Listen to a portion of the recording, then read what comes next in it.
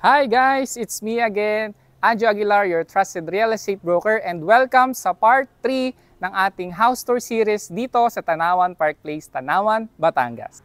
For this video naman, ang ipapakita natin or ang iha-house tour natin ay ang pinakamalaking model unit na ino-offer natin dito sa Tanawan Park Place, Tanawan, Batangas, ang Linea model.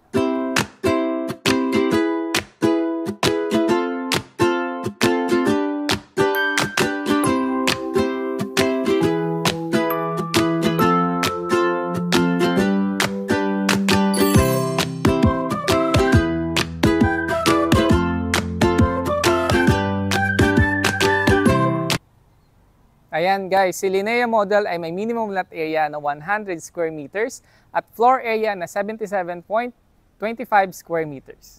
May provision nito for 3 bedrooms, living, dining, and kitchen area, 2 toilet and bath, and provision for 2 car carport. So tara, pasukin na natin ang Linea model. Ayan guys, no? So kung nakikita nyo, yung ating team is modern Asian design, no? Meron silang wall cladding, no? Kagaya din sa Jasmine models natin. And kung hindi nyo pa nakikita or napapanood yung ating Jasmine townhouse and single attached house tour, you can check naman sa ating playlist. Okay, so dito naman sa Linea, napakalaki ng lote niya. Minimum lot area is 100 square meters. So ang property line natin, from this firewall, all the way through this firewall sa kapitbahay natin. So, ganun po kalaki yung property natin, no? And itong space na to is provision for 2 carport. Hanggang dun po yan sa may fence na yon. Ganun po kalaki yung 100 square meters. And dito naman yung ating frontage, may setbacks pa tayo na approximately 2.5 meters, 2 to 3 meters, no? Para sa inyong garden. Or kung gusto nyo nang magkaroon kayo ng table, di ba? Yan. So, pwedeng-pwede po, no? Okay, dito tayo papasok sa may sliding door kasi nakalock po yung ating main door. Ayan. Ayan, diba? Ganun po kalaki. 3 meters po ito. Yung lapad niya from your property dito sa firewall ng kapitbahay natin. And kasya po talaga ang dalawang carport, no? Pasok tayo dito sa... Ayan. So, isang feature din po ni Linea, meron siyang sliding door papunta sa carport natin or kung ano mang gusto nyo gawin dito sa space natin. Kung wala naman kayong sasakyan, pwede nyo gawing garden. Yan.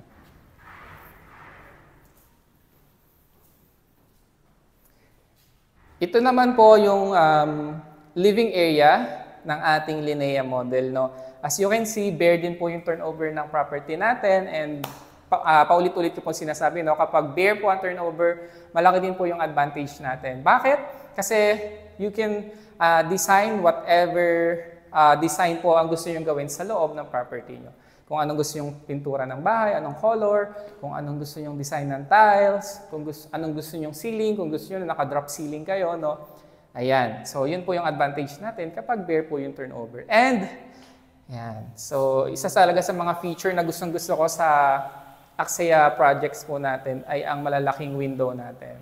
Ayan. Wherein, yung natural light and yung ventilation, ayan, lasap na lasap mo. Yung sariwang hangin dito sa Tanawan. Ayan. So, meron tayo ditong dalawang malalaking window. Ito yung isa.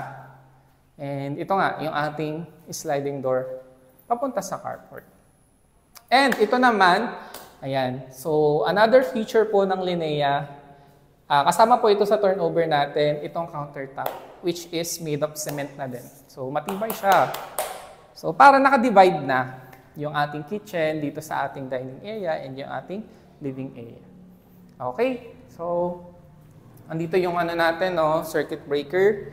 Pwede natin dito ilagay L-type kitchen. Andito yung sink natin. Andito yung lutuan natin. Andito yung ref.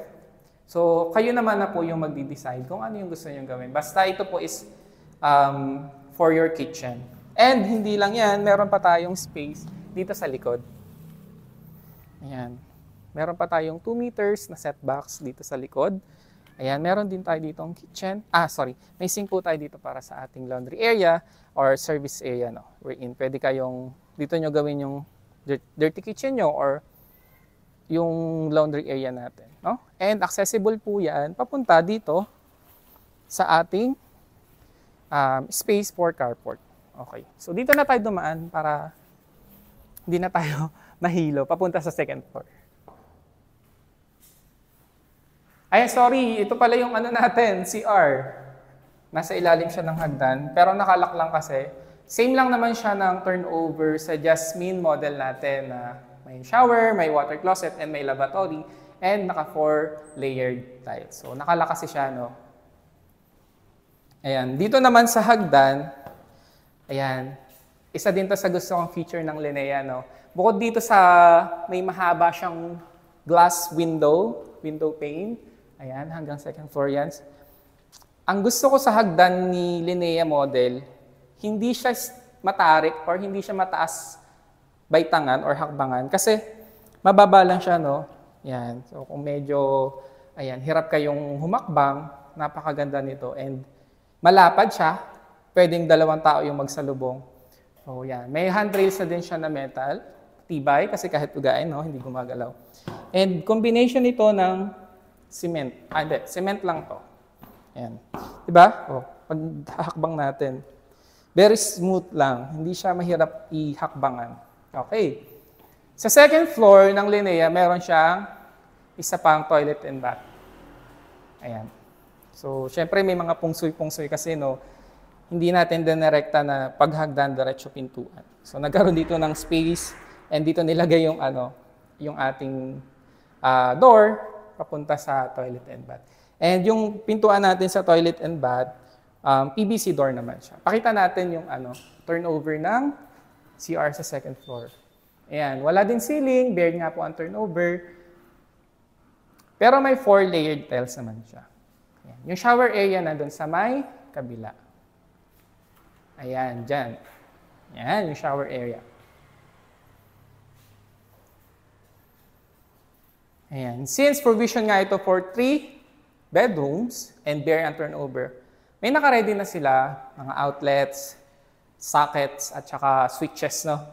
And hindi nawawala talaga tong mga window na to. So ito yung magiging first bedroom natin. Ayan, ito yung pwede nating hatian. Ayan.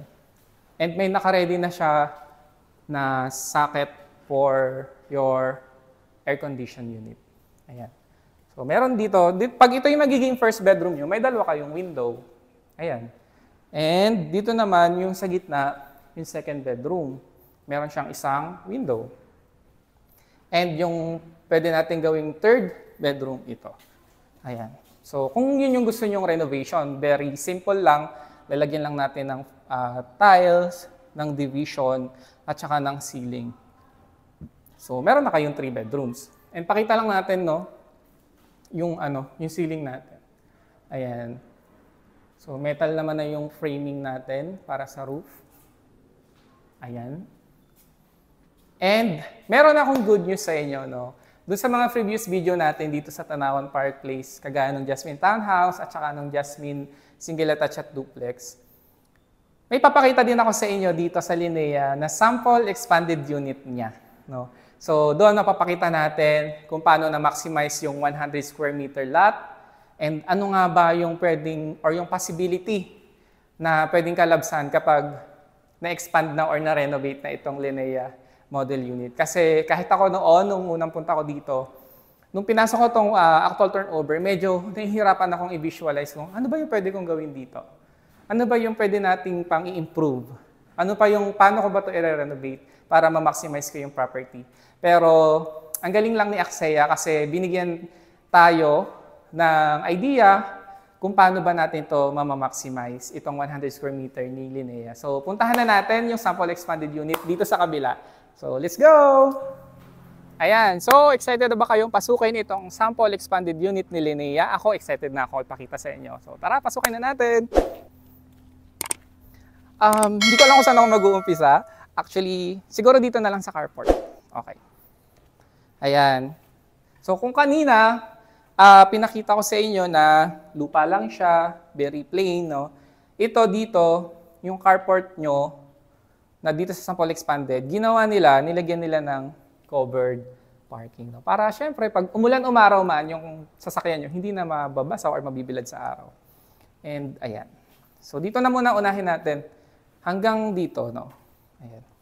Malaki talaga nung parking. Hanggang dito siya. Ayan. So, dito tayo. Pasok tayo dito sa, sa main door na. Kasi kanina hindi tayo nakapasok, nakalak eh. So, dito naman, papasokin na natin. Same lang din sa ating main door. And actually, napansin ko din pala, ang lapad ng main door nila, hindi siya typical na size ng, ng door. So, nasa 1 meter siya. So, malapad. Diba? Ayan. Pakita natin kung ano ba yung nabago. Actually, minimal lang naman yung nabago, no? Pininturahan lang nila, nilagyan lang nila ng 60 by 60 ceramic tiles. Yan, yung flooring. Tapos nilagyan lang din nila ng ceiling. Yan. And ito naman yung sliding door kanina. Okay. So itong countertop, pininturahan lang din. And ang naganda dito, nilagyan na nila ng L-type kitchen. So nagkaroon na dito ng sink. Andito yung pwede mong gawing, pwede mo siguro dito ilagay ref or lutuan. Yung stove mo, lagyan na dito ng, anong tawag doon? Exhaust. Ayan, exhaust yung lalagay natin. So nagkaroon sila ng overhead cabinet para matakloban yung breaker natin. Ayan. So magkaroon na dito. And meron din mga under the sink na cabinet. So yan. Dito naman sa likod na to, pakita natin to, itong part na to. Yan. Kasi magagamit natin itong space na to para sa ref. Kasi may outlet din dito. Kung double door na ref, pwede. Ayan. So dito naman, ang maganda dito, ayan. Ito yung space natin sa likod, no, na nasa 2 meters pa yung lapad. So pasok, labas tayo dito. Ayan. Dito tayo. So nagkaroon sila ng ng extra sink dito sa likod. Kasi, nung inopen kasi itong Tanawan Park Place noong kasagsagan ng pandemic, so 2020, no, nung nagkaroon dito ng example expanded model house. And alam naman natin na yung COVID is noong panahon ng 2020. So dito, ginawa nila para instead na diretso kayo sa living area, dito nadadaan yung family member mo na namalengke or kung galing sa labas, para dito na mag-wash ng hands. Tapos, meron din dito toilet and bath. Ayan. So, out of order lang siya. Pero, andito yung toilet and bath niya, no? So, para pag galing sa labas, diretso ligo, no? Pero ngayon, dahil wala naman na tayong pandemic, at least nagkaroon tayo ng isa pang toilet and bath dito sa likod ng property natin. And another thing, nakalak lang siya kasi.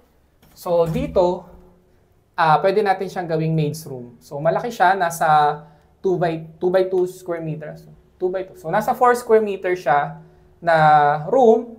Pero kung wala naman kayong maid, pwede natin siyang gawing storage area or pantry, di ba? Ayan, wala lang siyang window. So, hindi ko lang mapakita kasi nakalock siya. No? Okay, so di ba ganda? Kasi na-maximize yung property natin sa likod. So, nagkaroon ka ng storage area, nagkaroon ka ng additional toilet and bath, at nagkaroon ka pa ng kitchen sink. So, pwede naman kayo, dito na lang kayo maglaba.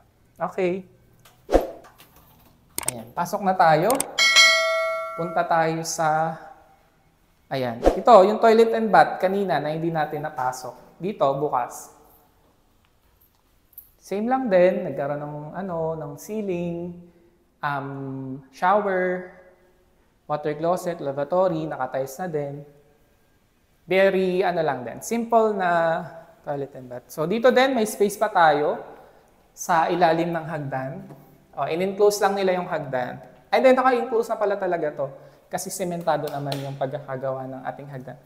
Pwede natin gawin dito additional storage area, di ba?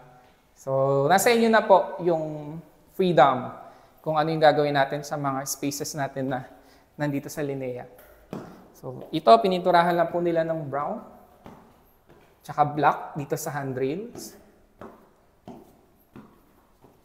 Okay, so dito naman, kanina, kung napakita ko sa inyo beer, and medyo naguguluhan kayo kung ano ba yung pwedeng mangyari kapag beer, di ba? And paano ba natin siya ma-maximize? Okay, dito naman sa second floor, yung kanina na toilet and bath. Yan. May awning window na din yan. Pakita natin yung bintana. Yan. Para may singawan, no, sa CR. Okay. Dito naman yung ating first bedroom. Again, ito po ay sample expanded unit. Para lang po magkaroon tayo ng idea kung ano ba yung pwedeng mangyari dun sa property na ni-avail natin, which is itong si Linea.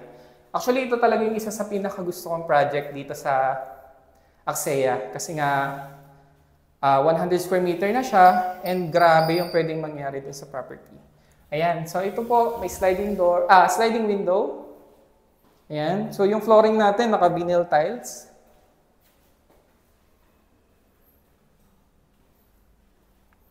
Yan, may hallway pa tayo. No, nagka-hallway siya. Ganda. Ayan, dito po sa second floor ay may 3 bedrooms and family area. Pakita muna natin itong second bedroom, which is approximately kasing size lang din ng naunang bedroom. So, kasya ang double bed. Ayan, queen size. Hindi, double bed lang or single bed. And ito naman yung ating master bedroom. Ang laki niya, no? Ayan. So, 5'9" po ako. And pakita natin kung gaano siya kalapad. Ayan. So, meron din siyang malapad na window. And andito pa rin yung yung socket para sa split type aircon, di ba? Ayan. Let's go. Dito naman sa family area. Grabe! Sobrang maximize yung property. Kasi imagine, kung nakita nyo kanina, no, so may parang ang liit naman ng second floor. Pero once pala ma-expand, ganito yung pwedeng mangyari sa property nyo. Imagine, for 100 square meter lot, meron kayong 3 malalaking bedroom for your family. And meron pa ditong space for your family area. Kung gusto nyo ng entertainment, or movie theater, pwede. Receiving area. And additional dito, meron pa siyang maliit na balcony para every time na gusto nyo lang pagmasdan yung mga kapitbahay nyo, meron kayo dito. And alam nyo naman sa Tanawan, since malapit na po ito sa Lipa, medyo malamig na din po ang klima dito. Lalo na kapag buwan ng November, December, hanggang February. So mahangin, malamig ang panahon, diba? Sobrang presko. And ayun. And that concludes para sa house tour natin dito sa Linea model ng Tanawan Park Place. So kung gusto nyo naman pong malaman kung ano yung sample computation natin, ipa-flash na lang po natin sa screen yung most updated sample computation natin para dito sa Linea model. Available po si Linea model sa Pag-ibig, bank at in-house financing.